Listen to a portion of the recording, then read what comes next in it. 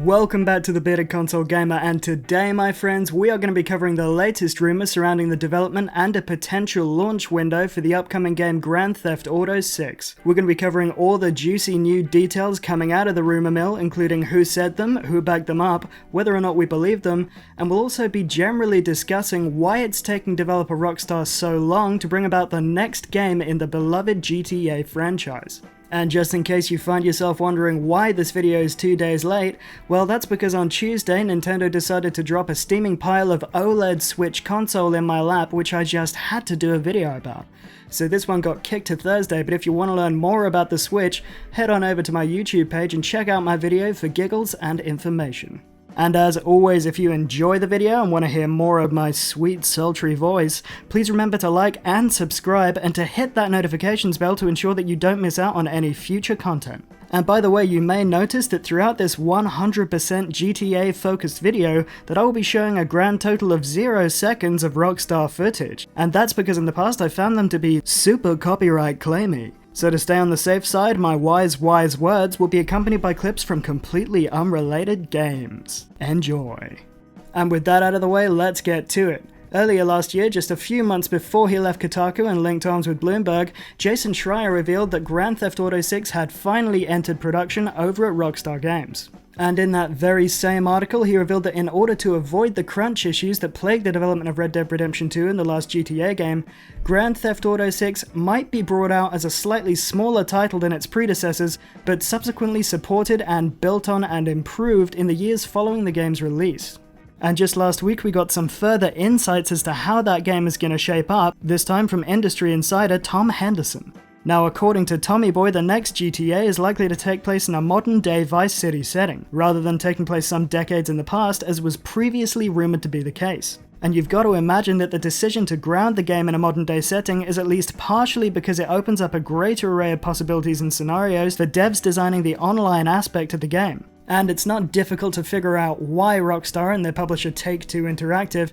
is going to want to stick as close as possible to the current GTA Online formula, which is also set in the modern day. I mean, it's still making a ridiculous amount of money for them a huge amount of time after launch, and that doesn't look like it's going to ebb away anytime soon. Beyond that, we were also told that the map for the accompanying GTA Online game mode will apparently evolve and change over time. According to Tom, this could involve completely new areas of the map being added, following, I assume, a similar pattern to Fortnite's seasonal changes. Hendo's sources also confirmed that the single-player section of the game will once again allow you to take control of multiple protagonists, one of whom is female and adept with advanced technology and hacking, which gels with the idea that the game is going to be set in a modern era. Finally, Tom revealed that his sources had told him that the developers are aiming for a 2024-2025 release, partially in order to mitigate crunch, and that we probably won't be hearing about that release date for a little while because they're going to want to be certain that they can hit it when they finally announce it. And whilst Henderson noted that we're years away from launch and that all leaks should be taken with a pinch of salt,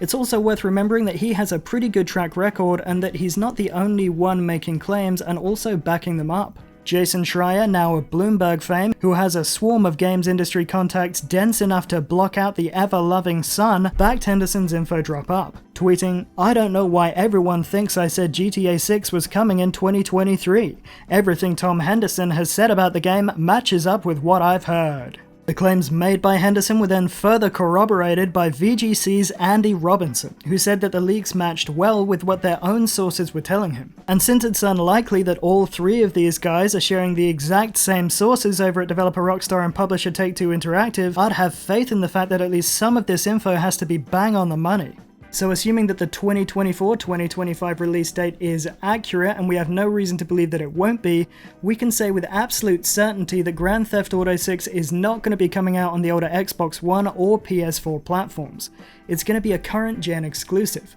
And obviously one of the main reasons for that is going to be that the power and the capabilities of these new systems is just going to give the developers the freedom they need to make the game they want to make without any of the limitations of the older systems. For example, with the new super fast hard drives, they could create a phenomenally rich, asset-filled world without having to worry about the speed at which elements stream in and render. A current gen-only 2025 release date also makes perfect sense in terms of the online segment of the game, as by then the stock issues surrounding the PS5 and the Xbox Series consoles will have cleared up, allowing the majority of players who are currently playing on the old tech to pick up the newer consoles. And because of that, Rockstar won't have to worry about cutting off a large chunk of their player base who have made GTA 5's online mode the raging financial success that it is today. And let's face it, keeping it healthy and figuring out how to make that online service thrive will be a major factor for Rockstar as they design the wider game. To date, GTA 5 has sold over 140 million copies of the game, and publisher Take-Two Interactive recently announced that in 2020,